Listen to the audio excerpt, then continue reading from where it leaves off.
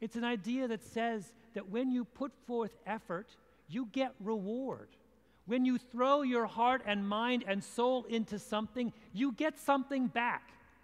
Now, in my book, I call that notion, that belief that effort brings reward, meaningful work. And when you look at the lives of people who are really successful, what you see over and over again is this idea of meaningful work is embedded in their consciousness. You know, I tell a story in the book of the Beatles. Everybody knows about the Beatles. They come here in 1964 and the British invasion. The most interesting thing about the Beatles is what happened to them before they came to America. In the 1960 and 1959, when they were just kids, they were invited to go to Hamburg in Germany to be the house band at a strip club. And they went there and they stayed there for months on end. And 7 days a week, they played 8-hour sets, night after night in this strip club, right? And over the course of that extraordinary crucible, that experience of playing, they taught themselves how to be a great band, right?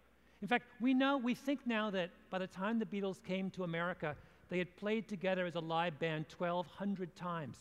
We could go to all of the clubs on Friday night in San Francisco where all the promising young bands are playing.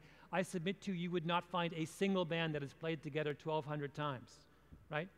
Just doesn't happen. So what made the Beatles special?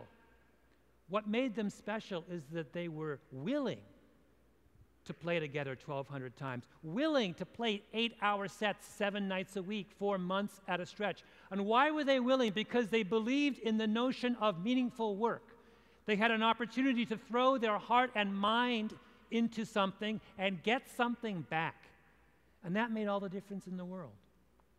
You know, I interviewed Bill Gates for my book, and because I was really curious about what happened to him as a kid, because, you know, he has, as any of you will know, he has this extraordinary experience as a 13-year-old. In 1969, he goes to his school in 8th grade, and they have a teletype machine hooked into a mainframe, which allows him to do real-time programming at the age of 13 in 1969. Those of you who know your computer history will know that nobody was doing real-time programming in 1969, let alone 13-year-olds, right? If you had access to a computer at all, you were using those, remember those clumsy old computer cards, which meant you could do one run every, you know, whatever it was, 3 days. He was doing the real thing from the age of 13 on. And how did he respond to that opportunity?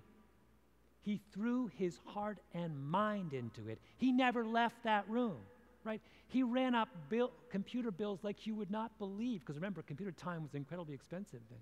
He told me a story that when he was in 11th grade, Paul Allen, who was his classmate, right, found out that there was a mainframe in the health center at the University of Washington that was free, wasn't being used between 2 a.m. and 6 a.m. On weekday mornings. And so he would go to bed at like 10 o'clock, pretend to his parents he was getting an early night, and set his alarm clock for 1:30, sneak out the window, walk 2 miles to the University of Washington in pitch black, and program from 2 until 6. Right? In fact, he told me one of the reasons he gives so much money to the University of Washington now is he feels guilty about stealing so much computer time from them.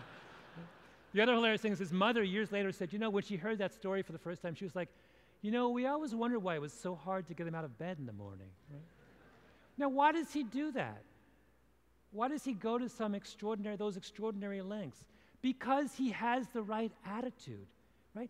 He was able to capitalize on his ability, not because he's some genius or, you know, I think he's really, really smart. Is he Einstein? I don't know. That's not what sets him apart. What sets him apart is that he had a belief in meaningful work. He was willing to throw his heart and mind into something because he knew he'd get something back. And that attitude is what allowed him to develop his abilities in the way that he did.